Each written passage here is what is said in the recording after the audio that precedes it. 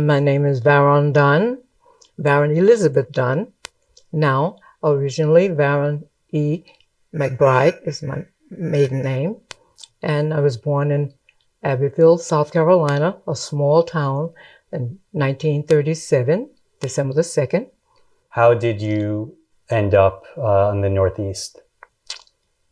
Well, that's a long story, but I'm going to make it short. Okay. I was always a studious one, and I wanted to be among people who were lovable, and people I tried to be lovable with them. I was born as three generations from slavery, so it was hard living on a small town and a lot of segregation and not able to get the education that I wanted. But I did get a good education in a segregated school, and we had very good teachers that demanded that we get a good education, because that was the way that they said was a way. If you get your education, you know how to deal with people, you know what means this and what means that, and it gets you up to the next step that you want to go up to. And so I did that up to the 12th grade, from first grade to 12th grade. And I struggled hard, come home from the farm at night, study by the firelight on the fireplace, and with my siblings and us together, with my parents. That made 9 of us in the household at one time. And at part of that time, my grandmother on my mother's side died after childbirth. It was her last child. And so she had 2 teenage sons that were left. So my mom took one to live with us. So that made 10 of us in the household. So we grew up as a family for a few years.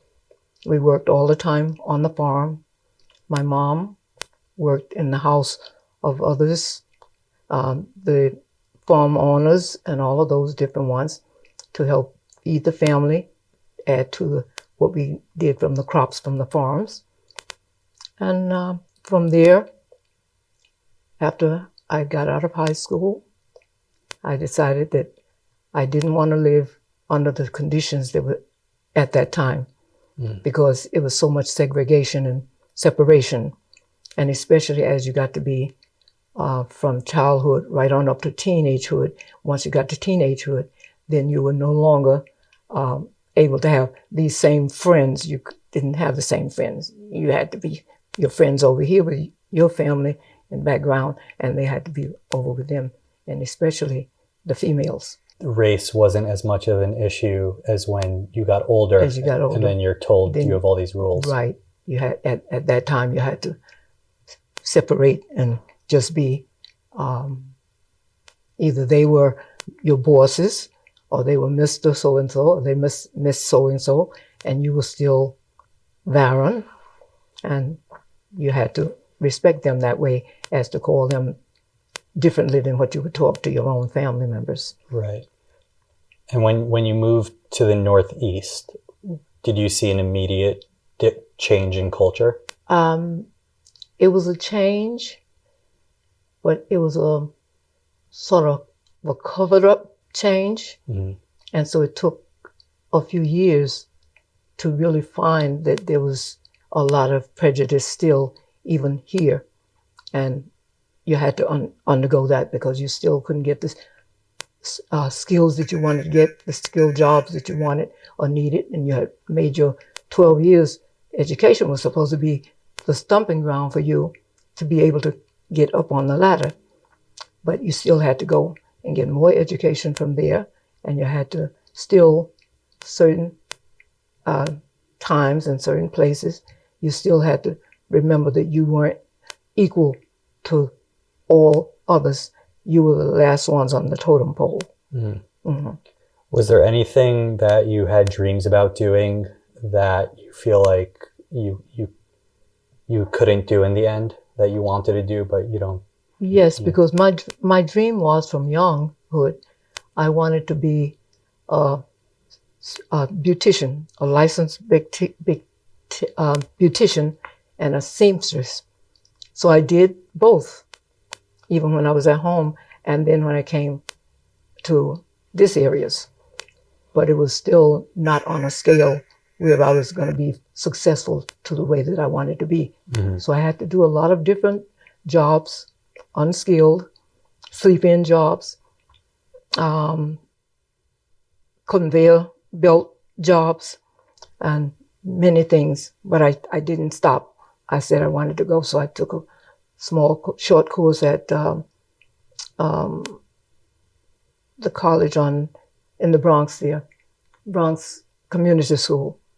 So I took a course there in typing, shorthand, and that gave me a little more skills that I needed to get into the next stage. Mm. Mm-hmm. Did you grow up poor? Very poor. Very poor. We were poor farmers, sharecropping farmers. The ones who owned the farms and the land, we worked for them on their land, and so we had to share the cotton, the corn, and those items.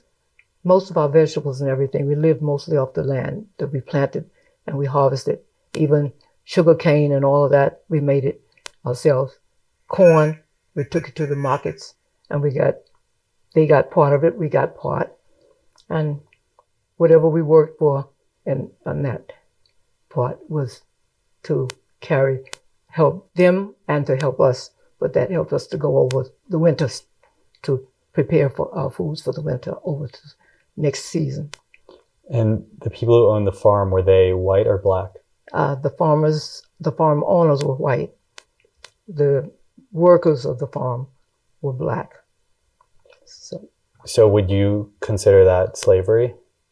Well, it was slavery in a way, but at that time, we didn't really see it as slavery as such, because my parents didn't really talk a lot of points about, the differences.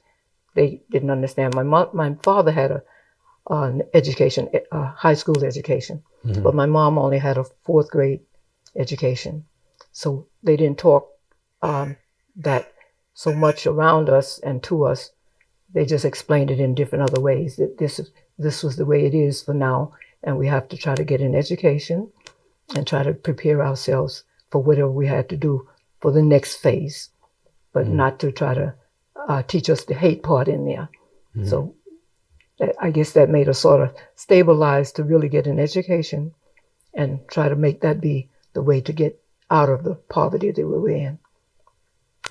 This may sound like a stupid question, but do you feel like a lot has changed from then to now? It has changed in some ways, but underneath, it's still there. Mm-hmm. It's still a block there, because you've got to put a lot of work into really getting out of something that's been going on for years and years and years.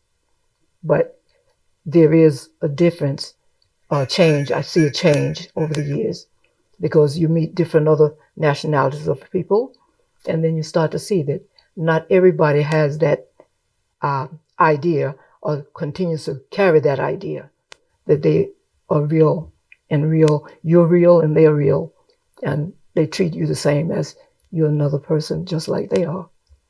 Mm-hmm. But that takes, that's on an individual basis. But we have to think about it on an overhaul. Yeah. Yes. Mm-hmm. That is still. Do you feel like today less individuals are racist than used to be? Openly, yes. Mm. Yes, openly.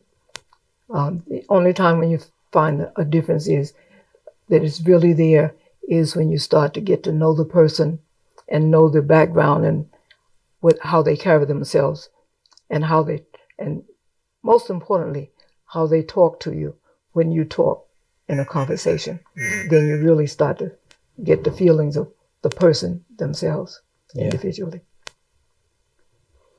What sort of changes would you like to see happen in society? That's a big question. I would basically, really, I would love to see all humans, no matter what status they are in life, what background they are in their, what should I say, in their upbringings, to make the choice for themselves as to treat the other person the same as they would like to be treated. And once we do that, then it will be as if we are really we unionize with one another. Yeah. Yeah. It's strange that Christianity or certain religions that teach that sort of thing have been tied to racism throughout the years. Exactly. People who preach "do unto others as you wish done unto you" don't do it. They don't do it. They preach it, but they don't do it. Yeah, and yes. It's tough because I think, I don't know every person on earth, but I get the feeling, with the climate we're in, that people aren't reflective as much as they need to be. Right. Exactly. And not as open as we should be, because somehow over the years it's been a barrier put there that you can't talk to me, I can't talk to you. You can't interchange with me, or we can't interchange with one another. So it's hard for that stigma to be pushed aside and just be you or I, and treat each other as a human, another human. Mm-hmm. We have different cultures, but we have the same mixture when we get together and talk. Mm-hmm. Mm-hmm. Yeah, definitely. Yeah. So, do you feel like your race has defined you as a human being? Like, do you day to day think of yourself as a Black person, or is it? Yeah, I guess that's my question. Mm-hmm. Yes, I feel that I'm a Black person by how should I say?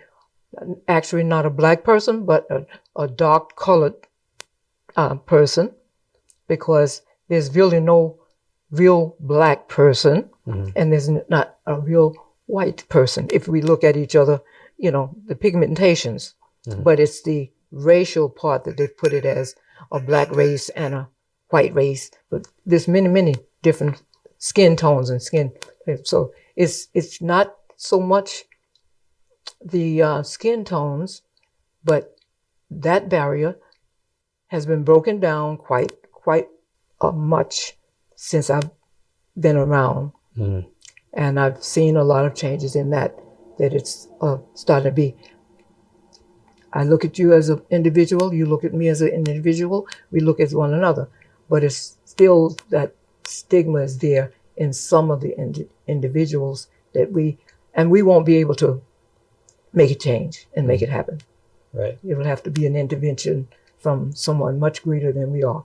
So we can just only do that over at this period of time, just as individuals to one another. And then now we're beginning to see that a lot of people are starting to look at the individual just as another individual. And when we go back to the background, all the way back, we all came from just two people. And then we spread out this side, that side, here and there.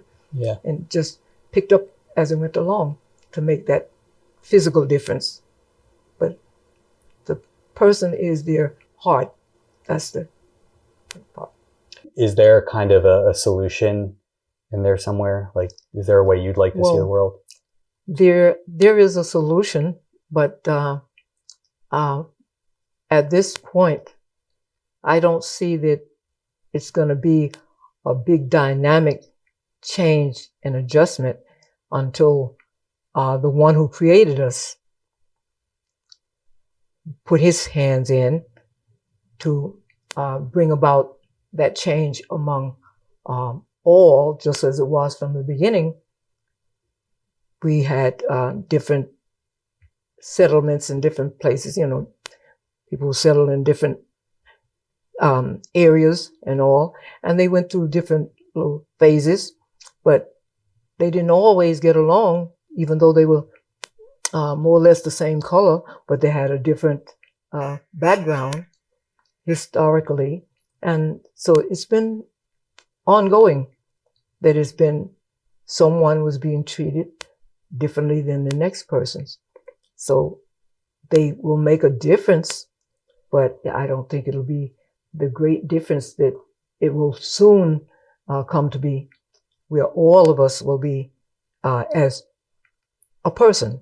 Mm-hmm. And that takes time and different changes to do that, because the person's heart conditions have to be changed.